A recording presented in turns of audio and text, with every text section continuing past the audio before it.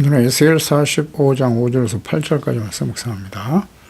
45장 5절에서 8절까지 말씀 있습니다. 또 길이는 25,000척을 너비는 10,000척을 측량하여 성전에서 수종들은 레위 사람에게 돌려 그들의 거주지를 삼아 마을 수모를 세우게 하고 구별한 거룩한 구역 옆에 너비는 5,000척을 길이는 25,000척을 측량하여 성읍의 기지로 삼아 이스라엘 온 족속에게 돌리고 드린 거룩한 구역과 성읍의 기지된 땅의 좌우편과 드린 거룩한 구역의 옆과 성읍의 기지 옆의 땅을 왕에게 돌리되 서쪽을 향하여 서쪽 국경까지와 동쪽으로 향하여 동쪽 국경까지니 그 길이가 구역 하나와 서로 같을지니라.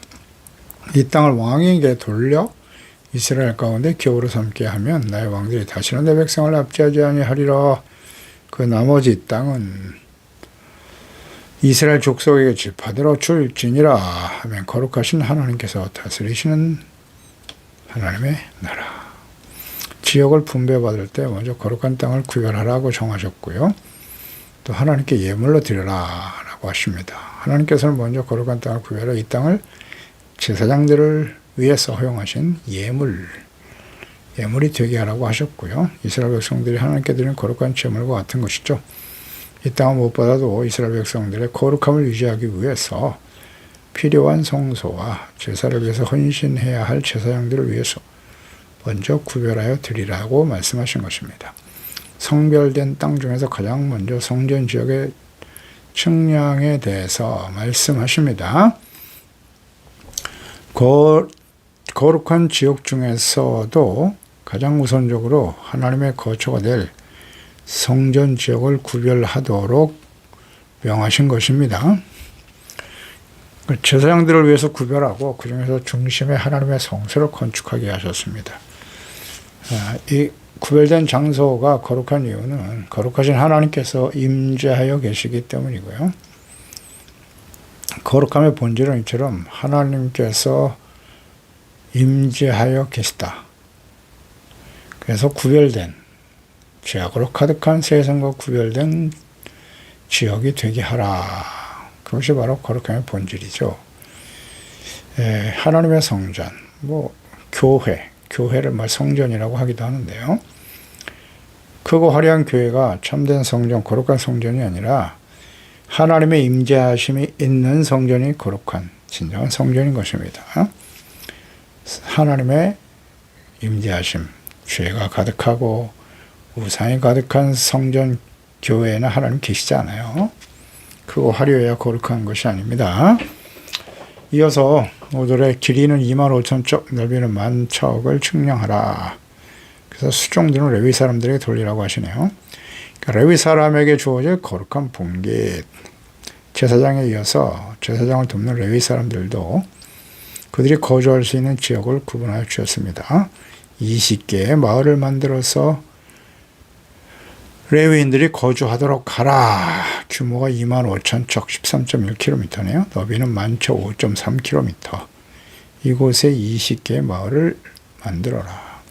그러니까 하나님의 성소가 중심에 있고 주변에 제사장과 레위인들이 거주할 수 있는 거룩한 땅을 만들어 하나님이 임재하시는 곳에서 하나님을 바르게 예배하고 중보자로서 하나님과 백성들 사이에 그 거룩한 하나님의 임재와 거룩한 땅, 그 일을 감당해야 될 제사장과 레위인들이 거룩함을 지키지 못하면 이스라엘은 아무 의미가 없는 거예요. 다 무너지고 맙니다. 거룩함을 상실한 이스라엘이 어떻게 되었나를 잘 생각해 보세요. 아무리 솔로몬과 같이 크고 화려한 성전을 그곳에 짓는다 해도 우상이 가득하고 하나님의 말씀을 버리고 온갖 불의와 악을 행하면 이스라엘, 예루살렘은 더 이상 거룩한 땅이 될 수 없는 거예요.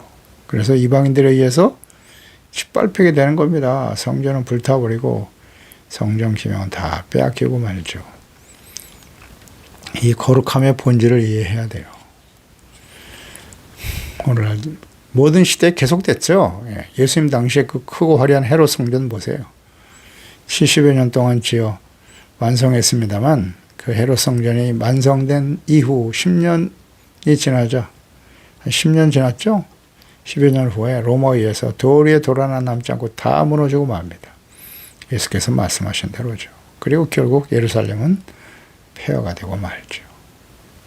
언약의 백성들은 온 세상에 흩어져 노예가 되어 살아가는 것입니다. 하나님의 말씀과 뜻이 역사 속에서 계속 반복되잖아요. 교훈을 얻지 못하니까. 그 위에 세워진 카톨릭 성당들을 보세요. 그곳에 하나님이 계시지 않습니다. 오늘날 크고 화려한 교회를 자랑하는 이 시대 교회들 역시 마찬가지죠. 크고 화려한 교회를 지어야 하나님이 기뻐하셔. 그런 교회가 거룩한 교회입니까? 아이고, 어리석은 하나님의 자녀들이요. 교훈 얻지 못해요. 거기 하나님 계시지 않아요. 우상으로 가득하고 그냥 육신의 정욕으로 가득한. 하나님의 뜻은 언제나 변함이 없으세요. 그래서 말씀을 가르치고 기도하고 목양에 전념하도록 헌신하는 종들을 위해서 거할 처소를 제공하는 일 반드시 필요하죠. 교회와 주의 자녀들이 마땅히 해야 할 일입니다. 하나님이 제공하라고 하셨어요. 그러니까 제사장과 레위인들은 하나님께서 제공해 주신 거주지에 거주하면서 벗어나면 안 돼요. 거룩하고 경건하게 생활하면서 순서에 따라 성소에서 하나님을 섬기며 제사를 통해서 백성들의 죄를 대속하고 이스라엘이 거룩함을 지켜가는 일에 최선을 다하며 헌신해야 하는 것입니다. 6절에 구별한 거룩한 구역 옆에 너희는 5,000척 길이를 25,000척을 측량하라. 성읍의 기지로 삼아 이스라엘 온 족속에 돌려라. 거룩한 구역 성소 제사장 레위인들이 거주하는 지역 인근에 25,000척 역시 13.1km네요. 거룩한 구역과 동일한 크기를 다른 별도의 성별된 지역으로 만들라고 하시네요. 이것을 성읍의 기지를 삼아라. 기지라고 하는 말이 히브리의 아훗자입니다. 이것은 성읍의 소유, 재산이란 뜻인데요. 전체 성읍들에 대한 거룩한 소유, 성읍의 중심이 되도록 하라는 의미죠. 그러니까 이곳은 각 지파의 소유로 분할된 땅과는 달리 이스라엘 온 족속, 곧 이스라엘 백성들의 공동 소유, 하나님의 소유죠. 하나님의 거룩한 소유로 지정하여 성읍의 기지가 되게 하라는 거예요. 공동 소유가 되게 하고 그곳에서 하나님을 바로 성소를 중심으로 해서 제사장과 레위인들이 함께 주님을 경외하고 섬기도록 하라. 그러니까 각 지파에서 분배된 기업이 아니라 하나님께서 제사장과 레위인들을 구별된 종들을 위해서 모두가 인정하고 헌신하는 중심이 되도록 설정한 거룩한 지역인 것입니다. 그러니까 이 거룩한 구별된 이 성읍의 기지가 이스라엘의 중심이에요. 하나님의 소유이고요. 이것이 더럽혀지거나 무너지면 이스라엘 전체는 멸망하고 마는 것입니다. 세상 사람들과 전혀 다르지 않죠. 온갖 불의와 악을 행하면서 결국 이방인들에 의해 짓밟히고 마는 것입니다. 거룩한 하나님의 백성들이 되도록 하나님께서 다스리시는 거룩한 나라가 되도록 하기 위해서 정하신 하나님의 소유된 곳입니다. 그러니까 예수 그리스도 안에서 구원받아 하나님의 자녀들 자체가 이제 성령에 거하시는 성전이고 우리가 바로 하나님의 소유된 백성이에요. 한 사람 한 사람이 모인 곳이 교회고요. 거룩한 성전인 성도들의 마음이 온갖 죄악과 더러운 것으로 우상으로 더럽혀지면 더 이상 소망이 없어요. 개인의 인생뿐만 아니라 그들이 모인 교회 역시 세상에 선한 영향력을 미칠 수가 없죠. 빛을 발하지 못하기 때문에 혐오의 대상이 되고 마는 것입니다. 그래서 우리 개인, 이 하나님의 나라, 하나님의 백성들을 거룩하게 하는 일은 목사들의 직임이기도 하지만 이제는 하나님의 성령이 각자의 심령 속에 임하였기 때문에 구원받은 하나님의 자녀들이 다 왕같은 제사장이에요. 거룩한 나라의 소유된 백성이라고 하셨죠. 우리 개인이 우리의 마음과 생각, 또 우리의 주어진 삶, 가정에서부터 하나님의 이 거룩함을 유지하는 일에 최선을 다해야 돼요. 거룩함이 상실되면 그 인생에 하나님이 함께 하시지 않습니다. 아무리 교회 나와서 예배드리고 기도하고 헌금을 드린다 할지라도 심령 속에 온갖 우상과 더러운 죄악으로 가득하고 그것을 회개하고 돌이키고 용서받지 못한다면요, 버려주고 마는 거예요. 의미 없습니다. 거룩함, 하나님의 소유된 백성답게 살아가는 것 대단히 중요해요.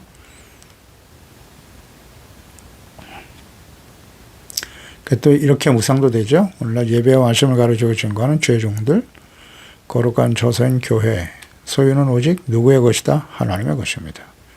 그 누구도 주인 노릇해서는 안 돼요. 소유권을 인정하는 일이 있어서는 안 됩니다.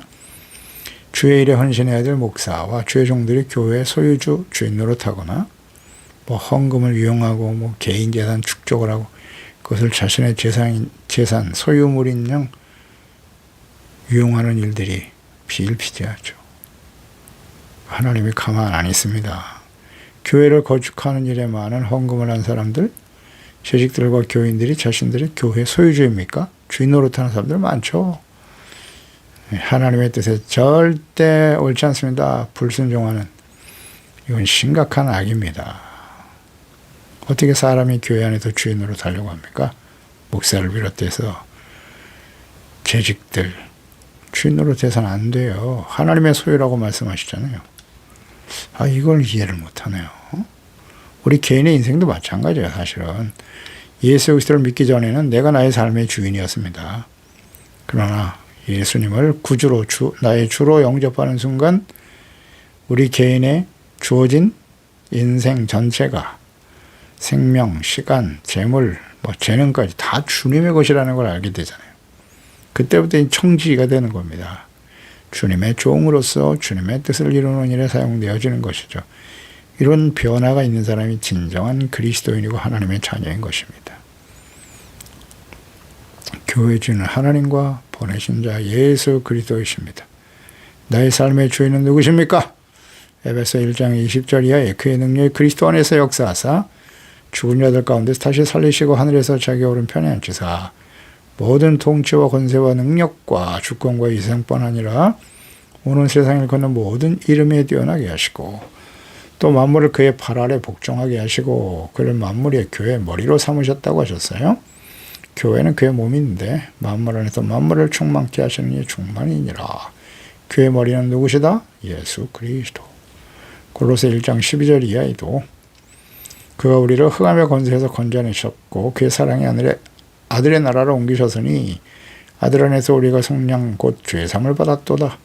그는 보이지 아니하는 하나님의 형상이시고 모든 피조물보다 먼저 나신 이시니 만물이 그에게서 창조되었고 하늘과 땅에서 보이는 것들과 보이지 않는 것들과 혹은 왕권들이나 주권들이나 통치자들이 권세들이나 만물이 다 그로 말미암고 그를 위해 창조되었고 또한 그가 만물보다 먼저 계시고 만물의 으뜸이 되려 하심이라 말씀하셨죠. 그는 몸인 교회의 머리시다. 근본이시다. 만물의 으뜸이 되시는 분이 예수 그리스도예요. 인정하십니까?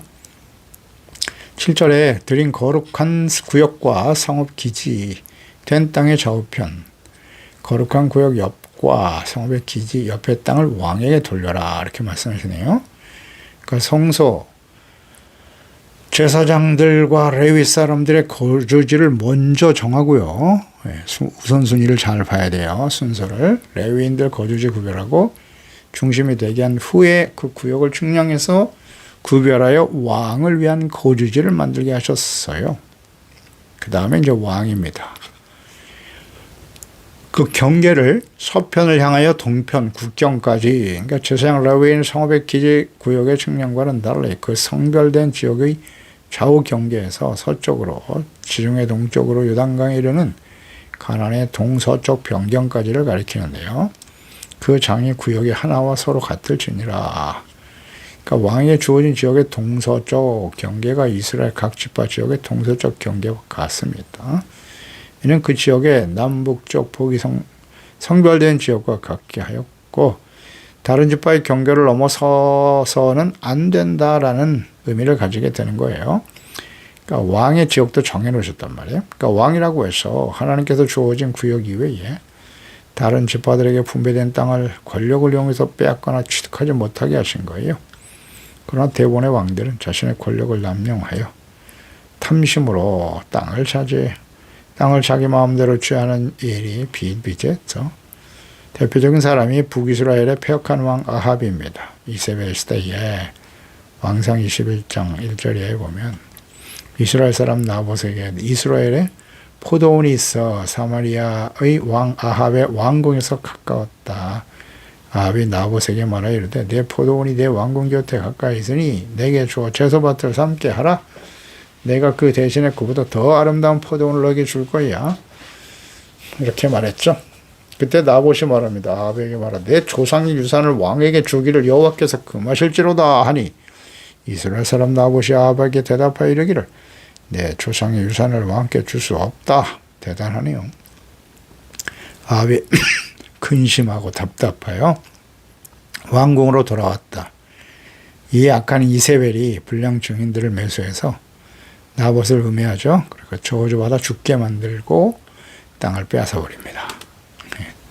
왕상 21장 13절 이하죠. 백성 앞에서 나봇에 대해 증언을 하여 이르기를 나봇이 하나님과 왕을 저주했다 하며 무리가 그를 성읍 밖으로 끌고 와서 돌로 쳐 죽입니다. 그래서 이세벨에게 통복이 나봇이 돌에 맞아 죽었나이다 하니 이세벨이 나봇이 돌에 맞아 죽었다 함을 듣고 이세벨이 아합에게 이르되 일어나 이스라엘 사람 나봇이 돈으로 바꾸어 주기를 싫어하던 나봇의 포도원을 차지하소서. 나봇이 살아있지 않고 죽었나이다. 주인을 죽여버리잖아요. 이세벨. 이 악한 권력자들이 이런 짓을 하는 거예요. 하나님을 경외하지 않고 우상 숭배자였던 악한 권력자, 그것도 이세벨이잖아요. 이 여자가 문제예요. 부인을 잘 만나야 되는데 어리석은 아합왕에게 패역한 이세벨이 들어오니까 온 나라가 그냥 바알 우상 천지가 되고 말잖아요. 그리고 자기 멋대로 권력을 행사하고 말이죠. 백성들을 죽이고 있는 것을 빼앗잖아요. 이걸 하나님이 다 보고 계신다고요. 다 보고 계셔요. 그래도 참 오래 참으시죠? 그 즉시 다 정리해 버리실 것 같은데, 심판하실 것 같은데, 마지막 호세아 왕까지 기다리잖아요. 하나님께서. 북이스라엘! 안 돌아와요. 끝까지. 얼마나 믿음이 좋은지 몰라. 송아지 우상을 세워놓고 하나님께 돌아오지 않습니다. 오래 참으시다가 결국 아수르에 의해서 심판하시고 멸망당하게 하시죠. 그 기간 동안에 얼마나 많은 선지자들을 보내서 하나님께 돌아오라고 외치셨습니까? 안 돌아와요. 이방인이요? 아니요. 하나님의 백성들이요. 교훈을 얻어야죠. 모든 시대에 동일하죠. 예수님 당신을 생각해 보세요. 하나님의 아들 그리스도를 직접 보내셨는데 수많은 기사와 이적을 행하시며 선을 행하셨잖아요. 병든 자 고치시고 귀신 쫓아내주시고. 그런데 율법을 어긴 죄인이라고 십자가에 못 박아 죽이잖아요. 십자가에 못 박게 하소서. 그의 피를 우리와 우리 자손에게 돌리소서. 이런 패역한 이스라엘 보세요. 교훈을 얻지 못하죠. 아주 완악하고 교만해요. 이것이 그 시대만이 아니라 모든 시대에 계속되죠. 오늘날도 마찬가지입니다. 이제 마지막 심판이 준비된 시대예요. 예수님의 재림과 요한계시록의 마지막 심판이 땅에 쏟아지겠죠. 그러니 그 특성이 뭐겠어요? 징조가 마지막. 아주 교만하고 완악하죠. 아무리 외쳐도 회개하고 돌아오지 않습니다.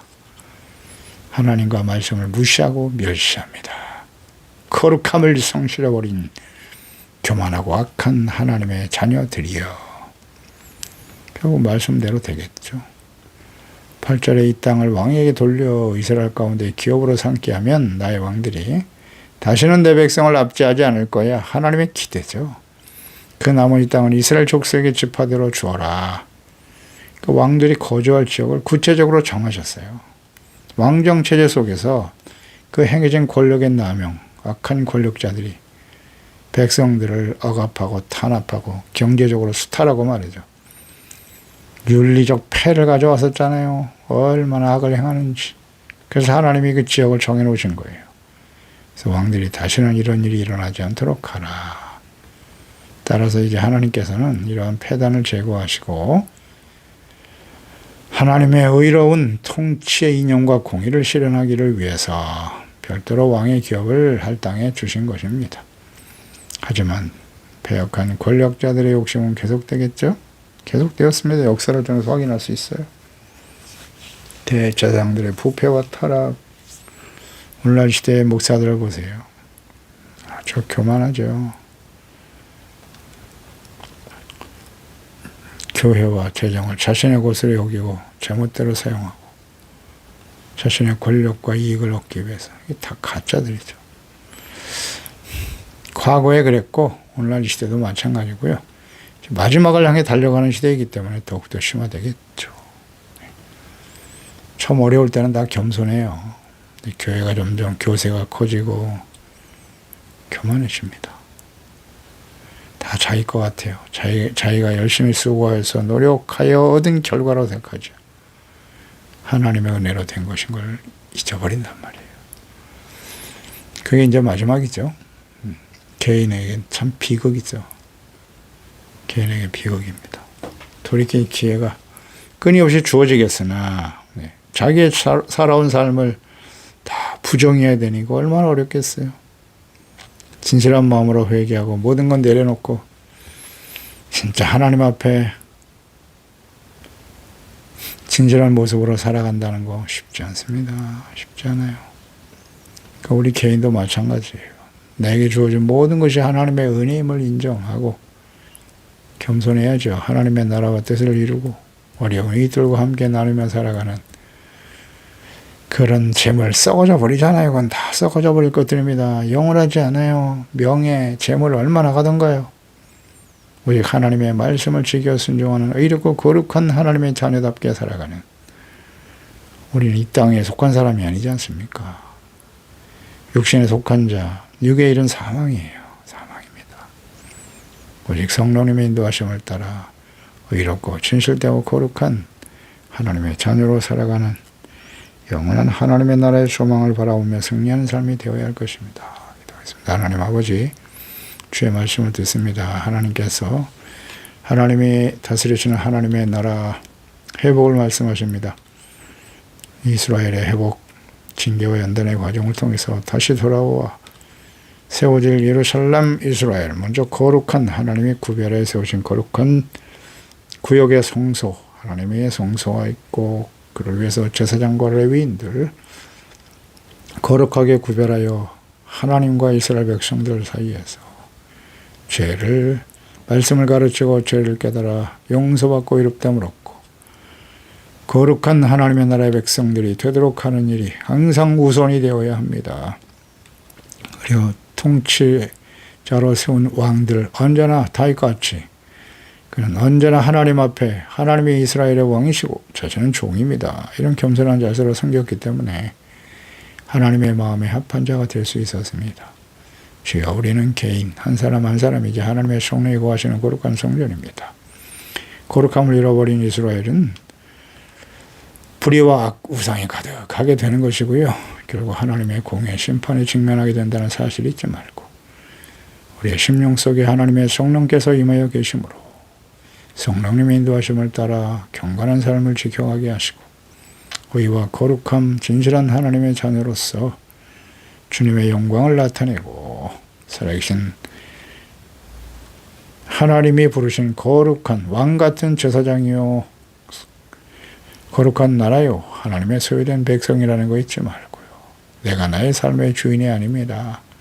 하나님의 심을 인정하고 겸손하고 두렵고 떨림으로 중보자로서의 제사장으로서의 역할과 사명을 잘 감당함으로써 이 땅에 하나님이 다스리신 하나님의 나라가 우리의 심령과 가정과 이 땅에 온전히 세워질 그날을 바라보며 영원한 하나님의 나라의 소망을 바라보며 썩어져가는 세상 육신의 일을 도모하는 자가 아니라 성령님의 인도하심을 따라 생명을 얻어가는 일에 영생을 위해 선한 싸움을 싸우며 승리하는 우리 모두가 되게 해주세요. 예수님의 이름으로 기도드리옵나이다. 아멘.